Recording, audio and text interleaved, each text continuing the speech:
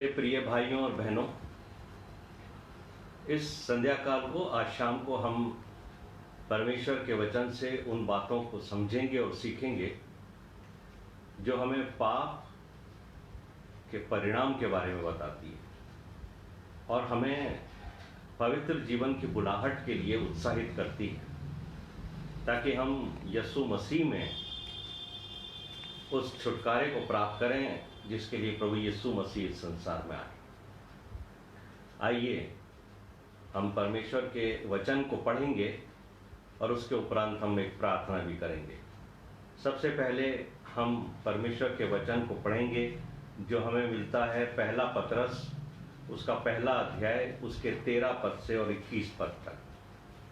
पहला पतरस उसका की पहली पत्री, पहला अध्याय, 13वां पद से। इस कारण अपनी अपनी बुद्धि की कमर बांधकर और सचेत रहकर उस अनुग्रह की पूरी आशा रखो जो यीशु मसीह के प्रकट होने के समय तुम्हें मिलने वाला है।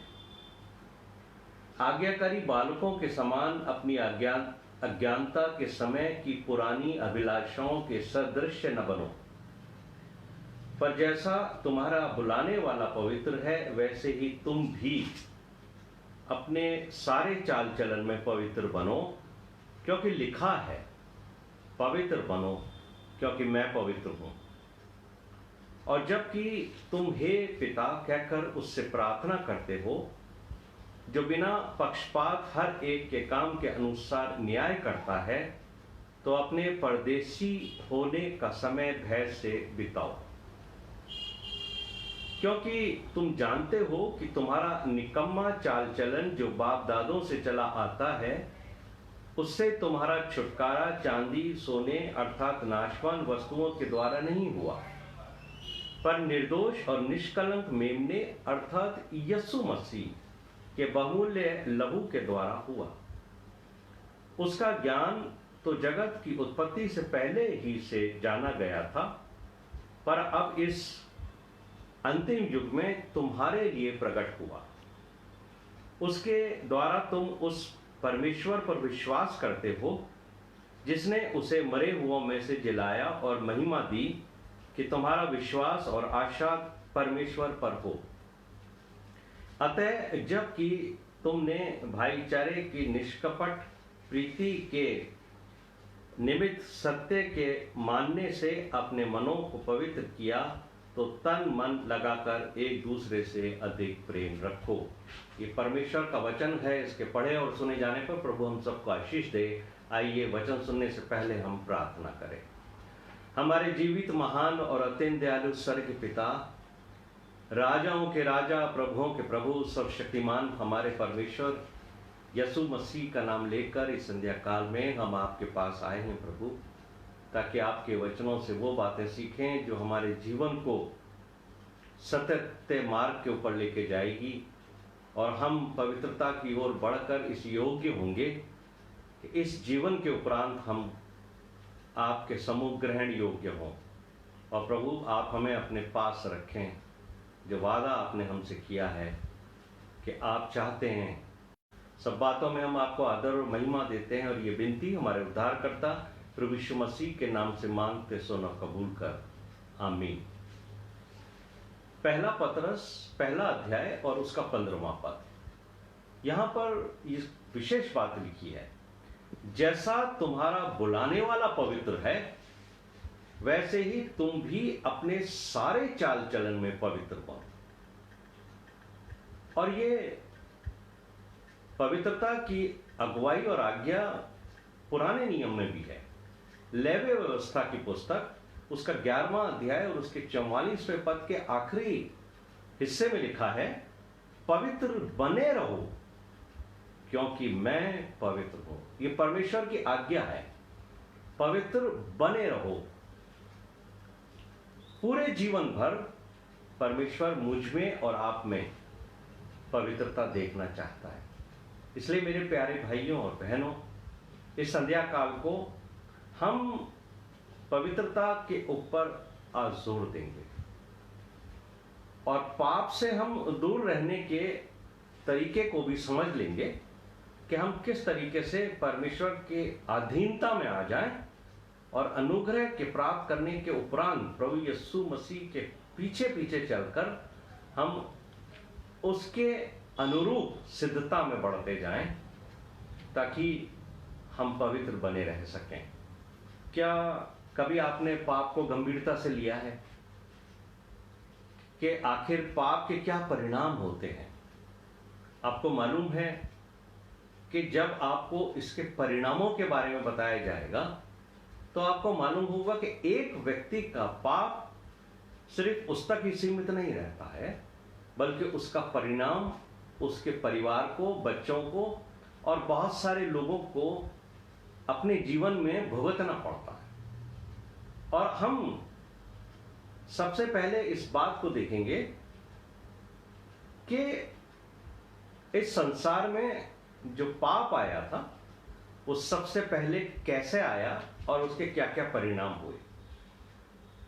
परमेश्वर ने उत्पत्ति की पुस्तक खोल लीजिए, उसके पहले अध्याय, दूसरा अध्याय, तीसरा अध्याय। जब आप इसे पढ़ते हैं, इसका अध्ययन करते हैं, तो आपको मालूम होता है कि पृथ्वी तो बेडौल थी, पृथ्वी किसी योग्य नहीं थी, लेकिन परमेश्वर ने उस बेडौल पृथ्वी को सुंदर बनाया। परमेश्वर ने उसको, उसके ऊपर चांद सितारे बनाए, आसमान बनाया, जमीन बनाई, पानी को अलग किया, सूखी भूमि बनाई, वृक्ष बनाए, फल फ्रूट के पौधे लगाए, बहुत कुछ बनाया परमेश्वर। किसके लिए बनाया? मानव के लिए, मनुष्य के लिए बनाया, आदम के लिए बनाया। और ये व्यवस्था परमेश्वर ने आदम और हवा के लिए तैयार की ताकि वो लोग वहां पर निवास करें। और एक जो बेडौल सी चीज थी उसको परमेश्वर ने अच्छा बनाया। और अगर आप पढ़ेंगे बाइबल को तो आपको मालूम होगा कि हर दिन जब भी परमेश्वर ने काम किया तो उस दिन के अंत में परमेश्वर ने कहा अच्छा है। पहले दिन परमेश्वर ने काम किया, बोला अच्छा है। दूसरे दिन काम किया, कुछ नया बनाया, फिर कहा अच्छा है। लेकिन इस अच्छा अच्छा कहते हुए परमेश्वर ने एक बार ये बात कही कि ये अच्छा नहीं है। क्या चीज अच्छा नहीं है परमेश्वर की दृष्टि में, जबकि परमेश्वर सब कुछ बना रहा है आदम के लिए। ये सब कुछ तैयारी आदम के लिए है, लेकिन परमेश्वर ने कहा आदम का अकेला रहना अच्छा नहीं। और इसीलिए उसकी आवश्यकता को जानते हुए परमेश्वर ने उसके लिए एक जीवन साथी को बनाया, जिसे हम हवा के रूप में देखते हैं। और इस संसार में मनुष्य को क्या चाहिए? रहने के लिए एक स्थान चाहिए, घर चाहिए, जीविका चाहिए ताकि वो अपने परिवार का लालन पालन कर सके, और एक जीवन साथी चाहिए, पुरुष को भी और स्त्री को भी। और ये सारी चीजें परमेश्वर ने आदम को अदन की वाटिका में दी। काम करने के लिए अदन की वाटिका की रखवाली करने के लिए दिया, रहने के लिए अदन की वाटिका दी, एक सुंदर जीवन साथी दिया। लेकिन परमेश्वर ने उसको साथ ही एक आज्ञा भी दी थी, और आज्ञा ये थी कि तू पाप से दूर रहना। बस यही परमेश्वर मुझसे और आपसे भी आज यही चाहता है कि तुम्हारी आवश्यकताओं को मैं जानता हूं, तुम्हारी आवश्यकताओं की मैं पूर्ति करूंगा, सब कुछ मैं तुम्हें दूंगा, लेकिन तुम पाप से दूर रहना। पाप से दूर रहने की चेतावनी भी परमेश्वर ने आदम को दी थी कि देख, अगर तूने मेरी आज्ञा का उल्लंघन किया, यानी तूने पाप किया, तो तेरा और मेरा रिश्ता जो है वो टूट जाएगा, तेरी आत्मिक मृत्यु हो जाएगी, तू मर जाएगा। और आत्मिक मृत्यु का तात्पर्य आप जानते हैं कि जब हमारी आत्मिक मृत्यु होती है तो हमारा बिछड़ाव हो जाता है, परमेश्वर से हम अलग हो जाते हैं। और परमेश्वर ये नहीं चाहता कि जिस मनुष्य को उसने इतने स्नेह के साथ, इतने प्रेम के साथ बनाया है, वो मनुष्य उससे जुदा हो जाए, वो मनुष्य उससे दूर हो जाए। परमेश्वर ने आदम और हवा को पवित्र बनाया था, तो ध्यान से सुनिए कि उनकी जो संतान पैदा होती वो भी पवित्र होती, उनमें भी कोई अशुद्धता और पाप नहीं होता। उत्पत्ति का पहला अध्याय उसके 28वें पद में ये बात लिखी है कि परमेश्वर ने आदम और हवा को नर और नारी बनाकर उनको आशीष दी कि फूलो फलो और पृथ्वी पर भर जाओ। तो अगर वो पाप ना करते तो उनके संतान भी पाप रहित होती। और परमेश्वर मनुष्य के लिए उसने स्वर्ग बनाया ताकि इस जीवन के बाद मैं और आप स्वर्ग में उसके साथ निवास करें। परमेश्वर ने मनुष्य के लिए नरक नहीं बनाया, परमेश्वर ने मनुष्य के लिए स्वर्ग बनाया। नरक तो उसने शैतान और उसके दूतों के लिए बनाया था। लेकिन यदि मैं और आप पाप करेंगे और फिर हम अपवित्र होकर प्रभु यीशु मसीह के अनुग्रह को छोड़ते हुए अपना तरीके से सांसारिक जीवन व्यतीत करते रहेंगे, पाप में जीते रहेंगे, तो याद रखिए मेरे प्रिय भाइयों और बहनों कि हम स्वयं अपने हाथों से अनंत जीवन का रास्ता बंद करते थे। और परमेश्वर पाप से घृणा करता है। ये बात आप स्पष्ट समझ लीजिए कि आदम का और हवा का अदन की वाटिका से निकाला जाने का कारण ही पाप था, और परमेश्वर पाप को पसंद नहीं करता है और पाप का वो दंड भी देता है। और जो पाप, पहला पाप अदन की वाटिका में हुआ, उसका दंड और उसके दंड के परिणाम बहुत सारे हुए। आज हम उसके ऊपर भी गौर करेंगे कि उसका जो आदम और हवा का जो पाप था, उसका जो भयंकर परिणाम हमारे सामने आया है, उसके बारे में हम बहुत सारी बातें को आज समझेंगे। परमेश्वर के समीप पवित्रता, आप इस बात को समझ लीजिए कि आदम और हवा के एक पाप का परिणाम किन किन को भुगतना पड़ा। आइए हम उत्पत्ति का 3रा अध्याय खोलें और उसके अंदर हम कुछ चीजों को देखेंगे। जैसे ही पाप आया तो परमेश्वर को तुरंत मालूम हो जाता है, लेकिन फिर भी परमेश्वर पूछता है आदम से कि हे आदम तू कहां है। और जैसे ही आदम इस बात को स्वीकार करता है कि मैंने वो तेरी आज्ञा का उल्लंघन किया है, वैसे ही वो अपने दोष को अपनी पत्नी के सिर पर मंड देता है। यहीं से दोष लगाने की प्रक्रिया शुरू होती है। जब तक आप पवित्र रहेंगे, जब तक आपके अंदर परमेश्वर की आत्मा रहेगी, यकीन जानिए आप कभी किसी पर दोष नहीं लगाएंगे, क्योंकि दोष लगाने का काम शैतान का है। और ये आत्मा आपके अंदर तब प्रवेश करती है शैतान की, जब आप पाप से भर जाते हैं, और उसके बाद फिर आप अपने पापों को दूसरों के सिर पे मंडना चाहते हैं। इसलिए पहले आदम ने हवा के ऊपर ये पाप मंडा, फिर हवा ने सर्प के ऊपर मंडा, और फिर परमेश्वर ने उस पाप का दंड सर्प से शुरू किया। और देखिए उत्पत्ति का 3रा अध्याय उसके 14वें पद के अंदर सबसे पहले परमेश्वर ने सर्प को श्राप दिया, और उसके साथ साथ खाली सर्प को ही नहीं दिया, उसके साथ साथ जो अन्य पशु थे उनको भी परमेश्वर ने श्राप दिया। जो बनैले पशु वर्ड लिखा हुआ है, जो घरेलू पशु वर्ड लिखा हुआ है, यानी जो जंगली जानवर हैं, जिसमें जो जंगल में रहते हैं, जिनमें शेर, चीता, भालू और इस तरीके के जो वन्य पशु होते हैं, उनको जंगली जानवर कहा जाता है, जंगल के जानवर। और इनका नेचर होता है मनुष्य के प्रति खुकार होते हैं। ये वो उसको फाड़ खाने के लिए तैयार रहते हैं, उसे काटने के लिए तैयार रहते हैं। और जब तक पाप नहीं आया था तब तक इनके अंदर ये स्वभाव नहीं था। और जो बात घरेलू पशुओं के लिए लिखी है कि घरेलू पशु और वन्य पशु, इनसे ज्यादा सर्प को श्राप मिला है। तो इनका भी नेचर बदल गया। जो घर में पशु हैं हमारे, जैसे कुत्ता है, कुत्ता भी कभी कभी अपने मालिक को काट लेता है या किसी और को काट देता है, उसमें ये नेचर डेवलप हो गया पाप के बाद। घोड़ा है, घोड़ा काट लेता है, ऊंट है, ये सवारी के लिए हैं, अच्छे हैं, मनुष्य इनको पालता पोसता है, लेकिन फिर भी इनके नेचर में तब्दीली आ गई। लेकिन पहले नहीं था ऐसा। जब अदन की वाटिका में परमेश्वर एक एक जानवर को आदम के पास लेके आया था कि आदम उनका नाम रखे, तब परमेश्वर जानता है, आदम जानता है कि इनका नेचर ऐसा नहीं है।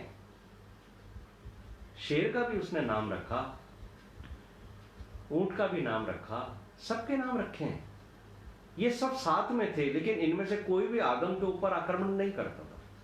लेकिन जब पाप आया तो पाप का यह परिणाम हुआ कि सर्प के साथ साथ ये जानवर भी जो हैं वो अपने स्वभाव को बदल पाए। सर्प का श्राप इन तक भी पहुंचा। और ये बात वचन के अंदर लिखी है कि मनुष्य का वंश और सर्प का वंश, यानी स्त्री के द्वारा उत्पन्न होने वाले सभी स्त्री और पुरुष सर्प के विरोध में रहेंगे, और सर्प जो है वो मानव जाति के विरोध में रहेगा। और ये एक दूसरे के जान के पीछे पड़े रहेंगे, जो इनका स्वभाव हो गया है। मनुष्य का भी स्वभाव है कि वो सर्प को मारना चाहता है, और सर्प का स्वभाव है कि वो मनुष्य को डसना चाहता है। और आप ये देखिए कि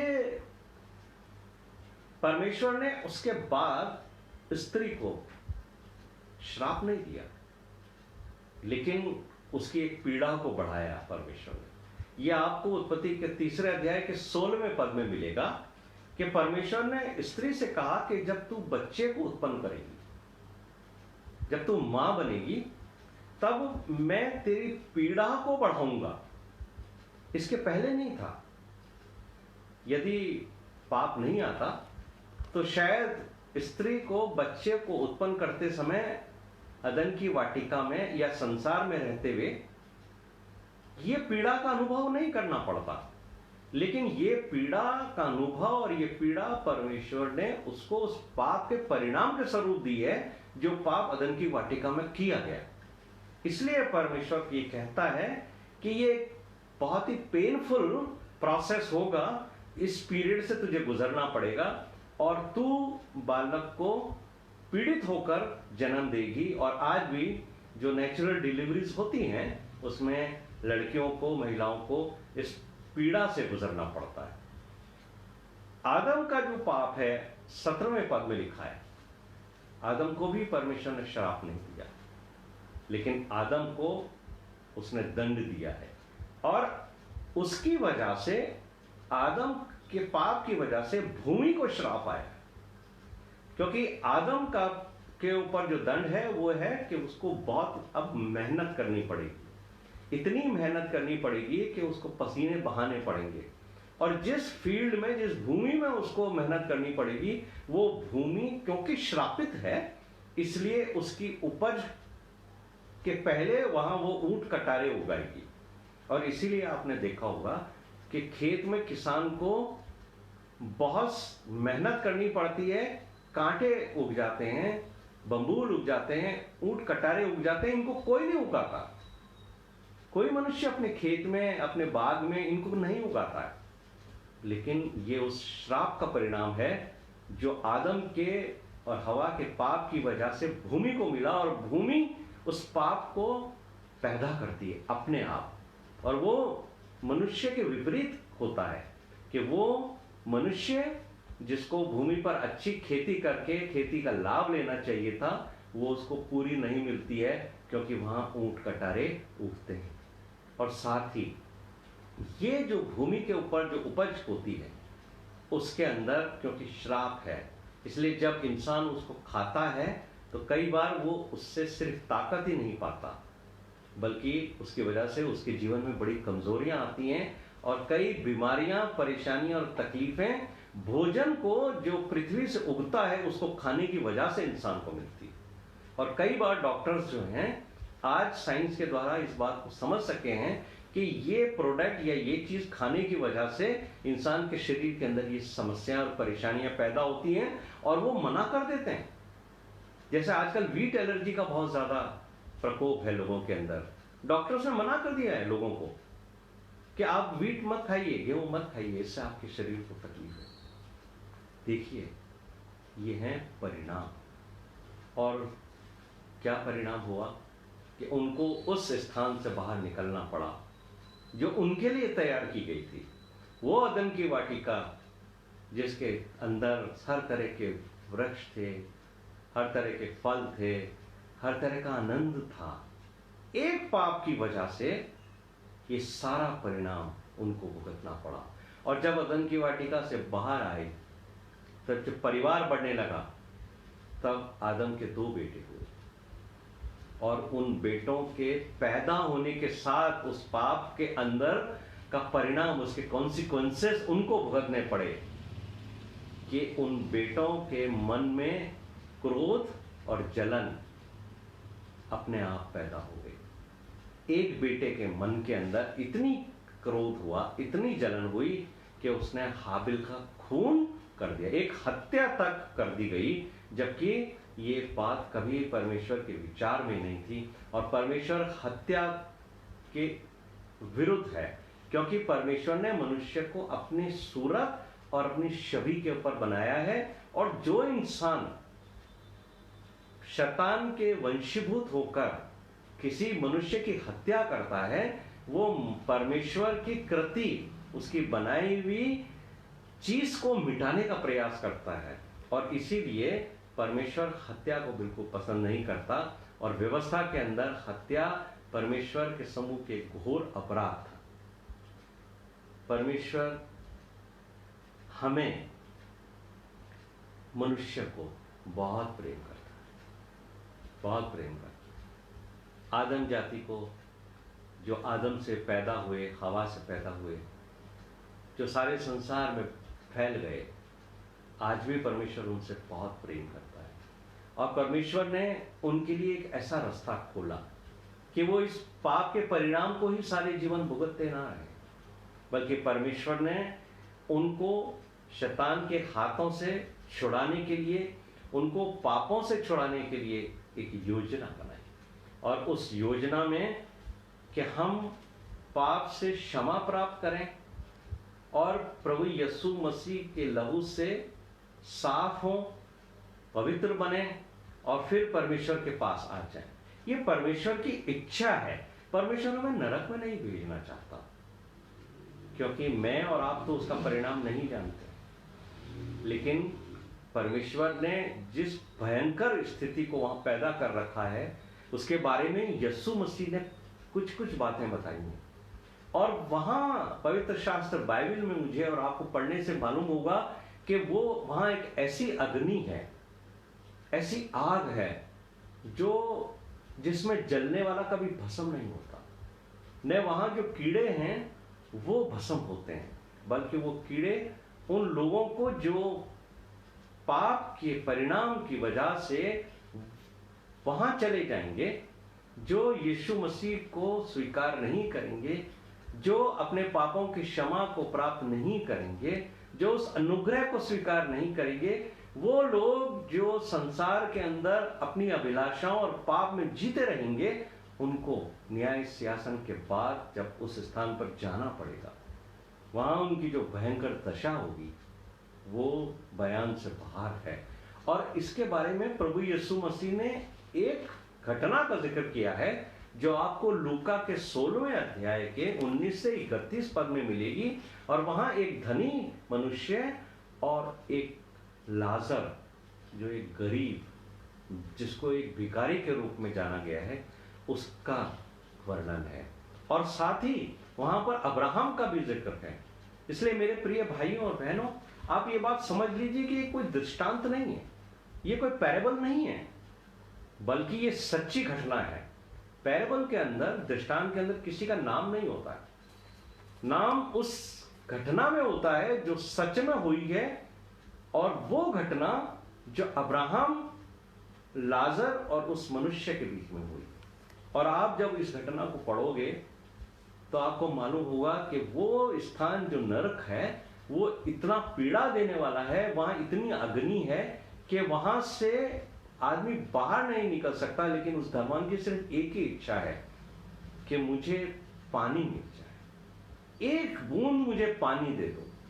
वो बहुत सारी बातें करना चाहता है, बहुत सारे संदेश भेजना चाहता है अपने भाइयों को, लेकिन वहां जाने के बाद न तो वो अपने बारे में कुछ कर सकता है, न ही वो अपने भाइयों के बारे में कुछ कर सकता है। इसलिए मुझे और आपको इस पाप के परिणाम की गंभीरता को समझना चाहिए कि परमेश्वर ने क्यों यीशु मसीह को हमारे जीवन में भेजा, ताकि हम उस पाप से बाहर निकल आए। और अगर आप यूहन्ना का 3 अध्याय 16 पद तो हमने बहुत पढ़ा है कि परमेश्वर ने जगत से ऐसा प्रेम किया कि उसने अपना इकलौता पुत्र दे दिया, ताकि जो कोई उस पर विश्वास करे वो नाश ना हो बल्कि अनंत जीवन पाए। तो परमेश्वर की योजना प्रभु यीशु मसीह को भेजने की आपको और मुझे अनंत जीवन के अंदर है। और उसके लिए यूहन्ना का 3 अध्याय उसके 17वें पद को पढ़िए कि हम उस योजना को किस तरीके से स्वीकार करेंगे। यहां पर 17वें पद में लिखा है, परमेश्वर ने अपने पुत्र को जगत में इसलिए नहीं भेजा कि जगत पर दंड की आज्ञा दे। परमेश्वर यीशु मसीह के द्वारा हमें दंड की आज्ञा देने नहीं बना। यीशु मसीह हमें कंडेम करने नहीं आया। यीशु मसीह ने किसी पे दोष नहीं लगाया जब तक यीशु मसीह संसार में रहे, बल्कि यहां लिखा है परंतु इसलिए कि जगत उसके द्वारा उद्धार पाए। जब मैं और आप ये बात समझ जाएंगे कि यीशु मसीह दुनिया में दोष लगाने के नहीं आया, मुझे और आपको दोषी ठहराने नहीं आया यीशु मसीह, तो हमारे अंदर पापों से छूटने का एक हियाव होगा। हमें एक रास्ता दिखाई देगा, कैसा भी हो, हम कैसे भी हो, हमें इस बात का यकीन हो जाएगा कि यीशु मसीह मुझे पापों से छुड़ा लेगा। इसलिए मैं यीशु मसीह की तरफ देखता हूं। आप भी यीशु मसीह की तरफ देखो। अगर आपके जीवन में कहीं भी पाप छुड़ा है और आप निराश हो, आपको ऐसा लगता है कि इसका परिणाम मुझे भुगतना पड़ सकता है, तो मेरे प्रिय भाइयों और बहनों, यीशु मसीह की तरफ देखो। वो यीशु मसीह जो मुझ पर और आप पर दोष नहीं लगाएगा, वो यीशु मसीह जो मुझे और आपको दोषी नहीं ठहराएगा, वही यीशु मसीह मुझे और आपसे को पाप से निकालने का रास्ता सुझाएगा और आपसे मुझसे कहेगा, हे सब बोझ से दबे लोगों, तुम तो अपने जीवन की समस्याएं परेशानियों के अंदर घिरे हुए हो, तुम नहीं निकल पा रहे हो उस समस्याओं परेशानियों से, लेकिन मैं तुम्हें निकालना चाहता हूं। तुम मेरे पास आओ, मेरी तरफ देखो। मैं तुम्हें पाप के अंदर मरता हुआ नहीं देखना चाहता हूं। मेरे पास आओ, मेरे इस बलिदान को स्वीकार करो और अपने मन से पश्चाताप करो। और मैं ये समझता हूं कि यीशु मसीह मुझ जैसे मूर्ख इंसान को, जो अपने आप को पाप में जीवन व्यतीत करते करते कई वर्षों तक इस संसार में रहा, उसको भी उसने कंडेम नहीं किया। यीशु मसीह ने मुझे दोषी नहीं ठहराया, बल्कि मुझे उसने रास्ता दिया है कि मैं उस पर विश्वास करूं कि ये है वो परमेश्वर जिसने मेरे पापों के लिए बलिदान दिया है। यही है वो मेरा उद्धारकर्ता जो मुझे छुड़ाएगा पापों से, यदि मैं अपने पापों को स्वीकार कर लूं और मैं फिर इसकी शरण में चला जाऊं, तो इसका लहू मुझे सब पापों से क्षमा करेगा। और पौलुस दूसरे कुरिन्थियों के 3 अध्याय के 18वें पद के अंदर ये बात कहते हैं कि प्रभु के द्वारा जो आत्मा है, हम उसके तेजस्वी रूप में अंश अंश करके बदलते जाते हैं, और पवित्र शास्त्र, पवित्र आत्मा हमें बदल देगी। लेकिन मेरे प्रिय भाइयों और बहनों, हम आज अगर पापी हैं, आज भी हमारा जीवन पाप में है, तो हमें पाप में बने नहीं रहना है। पवित्र आत्मा हमें अंश अंश हर रोज बदलना चाहती है और हमें सिद्धता की ओर प्रभु यीशु मसीह की पवित्र आत्मा हमें लेकर जाना चाहती है। उत्पत्ति का जो पहला अध्याय हमने पढ़ा, इस बात का सबूत है कि पृथ्वी बिगड़ी हुई थी और परमेश्वर ने इंसान के लिए इस बिगड़ी हुई पृथ्वी को हर दिन अंश अंश नया बनाया। और यही परमेश्वर का नया बनाने का तरीका है। परमेश्वर तो सामर्थ्य था ना, उसके शब्दों में कितनी ताकत थी। उसने जो बोला वो हो गया। उसने कहा उजियाला हो, उजियाला हो गया। उसने कहा जल एक स्थान पर इकट्ठा हो, जल एक स्थान पर इकट्ठा हो गया। ये जो सारे काम उसने 6 दिन में किए, वो तो एक शब्द से सारे काम एक दिन में कर सकता था। लेकिन परमेश्वर मुझे और आपको ये सिखाना चाहता है कि मेरा किसी भी चीज को ठीक करने का एक तरीका है, एक प्रोसेस है। और अगर तुम भी बिगड़ गए हो पाप की वजह से, तो याद रखो कि मैं तुम्हें भी इसी तरीके से अंश अंश ठीक करूंगा।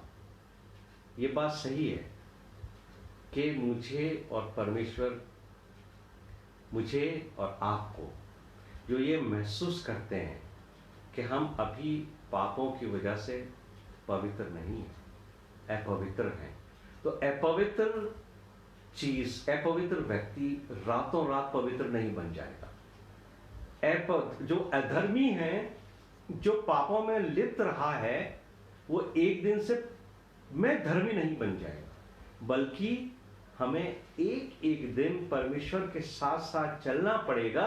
और जब हम परमेश्वर के साथ साथ चलेंगे तो हम नए बनते जाएंगे। ये परमेश्वर का एक प्रोसेस है बनाने का, जिस परमेश्वर ने बिगड़ी हुई धरती को धीरे धीरे एक एक दिन करके नया बनाया, उसके बिगड़े हुए स्वरूप को बनाया, नया बनाया है। वही परमेश्वर मेरे और आपके बिगड़े हुए स्वरूप को धीरे धीरे बनाएगा। इस प्रोसेस के अंदर हो सकता है मैं और आप गिर जाएं, हो सकता है मेरे से और आपसे गलतियां हो जाएं, लेकिन हमारा परमेश्वर जब हमारे साथ है तो वो हमको गिरा हुआ पड़ा हुआ नहीं रहने देगा।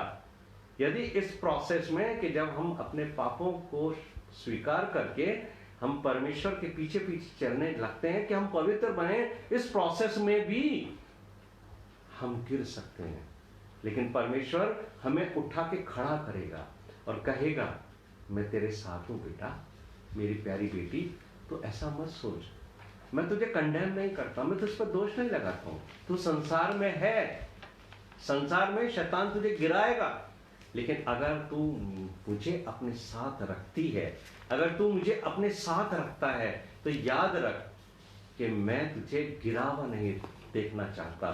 मैं तुझे उठाऊंगा और मैं तुझे अपने योग्य बनाऊंगा। और धीरे धीरे परमेश्वर मुझे और आपको उस छठे दिन की जैसे लेके जाना चाहता है, जब परमेश्वर ने सब कुछ पृथ्वी पर अच्छा बनाने के बाद कहा था बहुत अच्छा है, वेरी गुड। और जब मेरा और आपका जीवन शन्य शन्य धीरे धीरे पवित्र बनता चला जाएगा, तब एक दिन परमेश्वर मुझे और आपको देखकर कहेगा वेरी गुड, बहुत अच्छा है कि तुम पवित्र बन गए हो।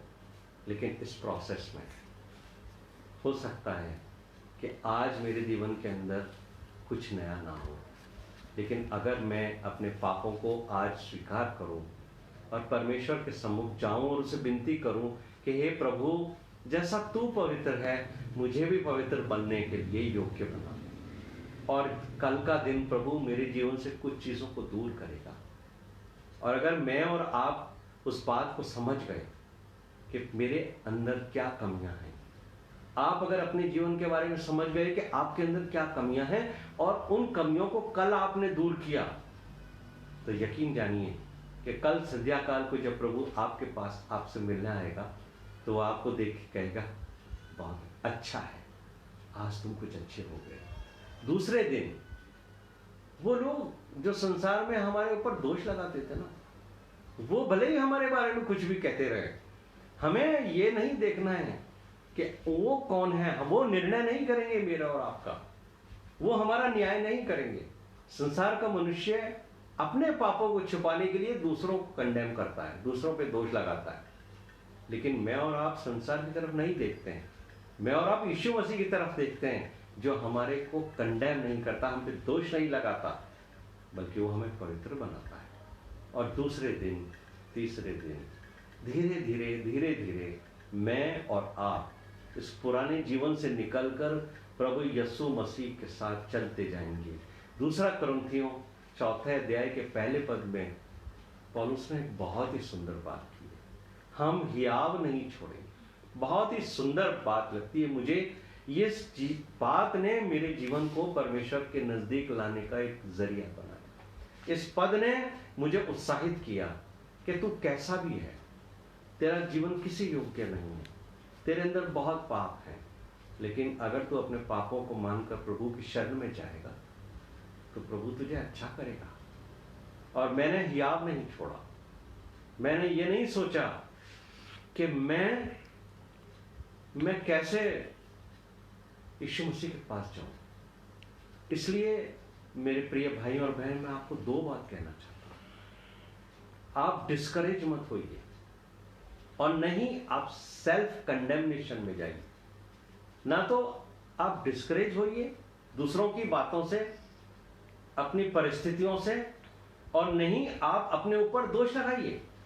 स्वयं पर दोष लगाना भी अच्छा नहीं है।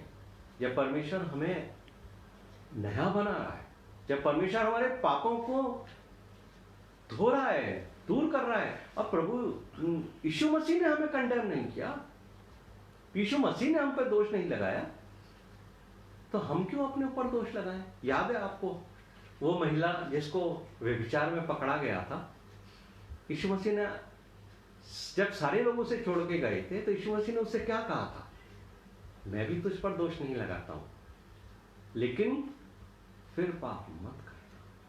यीशु मसीह मुझसे और आपसे यही कहते हैं शाम को, मैं तुम पे दोष लगाने नहीं आया हूं, बल्कि मैं तुम्हें पवित्र बनाने आया हूं। मेरे प्रिय भाइयों और बहनों, जब यीशु मसीह हम पर दोष नहीं लगाता है तो हम अपने ऊपर क्यों दोष लगाएं। जब यीशु मसीह हमें नया बनाना चाहता है तो हम नए क्यों ना बने। और पुराने नियम का परमेश्वर भी कहता है कि यदि तुम अपने पापों से फिर जाओगे ना, तो मैं अपनी पीठ के पीछे तुम्हारे पापों को डाल दूंगा, मैं समुद्र की गहराई में तुम्हारे पापों को छिपा दूंगा और मैं उनको कभी स्मरण नहीं करूंगा। हमारा परमेश्वर ये वादा करता है कि मैं तुम्हारे पापों को स्मरण नहीं करूंगा। यीशु मसीह कहते हैं मैं तुम्हारे पापों को धो दूंगा। फिर मैं और आप क्यों अपने पापों को याद करते हैं, क्यों सेल्फ कंडेमनेशन में जाते हैं? क्योंकि शैतान हमें ये बात कहता है कि तुम पापी हो, तुम अपने पाप से छूट नहीं सकते।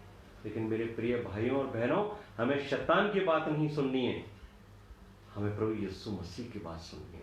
और मैंने आपको बताया एक दिन में कुछ नहीं होगा, लेकिन जैसे प्रभु परमेश्वर यहोवा ने इस पृथ्वी को नया बनाया, एक एक दिन करके, हर दिन वो मुझे और आपको नया बनाना चाहता है। जरूरत सिर्फ इतनी है कि मैं और आप न तो डिस्करेज हो और न ही सेल्फ कंडेमनेशन में जाएं, बल्कि हम अपने आप को परमेश्वर के सामने दें। और आज मैंने फेसबुक के ऊपर मेरे छोटे भाई ने एक कैप्शन डाला, वो मुझे बहुत अच्छा लगा, और वहां पर लिखा है यू कैन ऑलवेज स्टार्ट। परमेश्वर के पास आने का कोई भी समय नहीं है, आप कभी भी आ सकते हैं। You can always start and be better than before. आप पिछले जीवन से अब नए जीवन में अच्छे हो सकते हो, लेकिन आप अपने आप अच्छे नहीं हो जाओगे। आपको यीशु मसीह के पास आना पड़ेगा और यीशु मसीह आपको नया बनाएगा। मैं और आप इस वचन के द्वारा आशीष पाएं और किसी को ना देखें, अपने आप को देखें, और रोज शन्य शन्य हम प्रभु की स्वरूप में बनते जाएं, ताकि प्रभु हमें एक बार फिर उस अदन की वाटिका जो स्वर्ग जैसा स्थान है उसके अंदर हमें प्रवेश कराए। प्रभु हमें उसी स्थिति में देखना चाहता है जिस स्थिति में उसने हमें बनाया था। वो यीशु मसीह के स्वरूप में मुझे और आपको देखना चाहता है, ताकि हम उसके बेटे और बेटी बन जाए। प्रभु इस वचन को सुनने, समझने में मुझे और आपको आत्मिक बुद्धि, आत्मिक दर्शन और आत्मिक ज्ञान दे। आइए प्रार्थना करें। हमारे जीवित महान और अत्यंत दयालु स्वर्गीय पिता, हम आपको धन्यवाद देते हैं प्रभु कि इस सुंदर वचन के द्वारा जिस तरीके से मेरे परमेश्वर आपने हमें दर्शन दिया कि हम अपने पापों को स्वीकार करके अपने आप को आपके हाथों में दे दें। जैसे पृथ्वी जो बेडौल पड़ी थी, जिसमें कुछ भी अच्छा नहीं था, उसने संपूर्ण रीति से अपने आप को परमेश्वर के सुपुर्द कर दिया। हम भी अपने उद्धारकर्ता प्रभु यीशु मसीह को समर्पण के साथ अपने जीवन को उसको समर्पित करते हैं, ताकि वो हमें शन्य शन्य नया बना दे और हमें शैतान के हाथों से छुड़वा कर अपने योग्य बनाए, ताकि हम उसकी दुल्हन का हिस्सा बने। इस वचन के द्वारा हमने आशीष पाई है और प्रभु जी हम आगे बढ़ते हैं, आपके चरणों में आते हैं। हमें स्वीकार कीजिए। इस प्रार्थना को हमारे उद्धारकर्ता प्रभु यीशु मसीह के नाम से मांगते, सुनो, कबूल कर।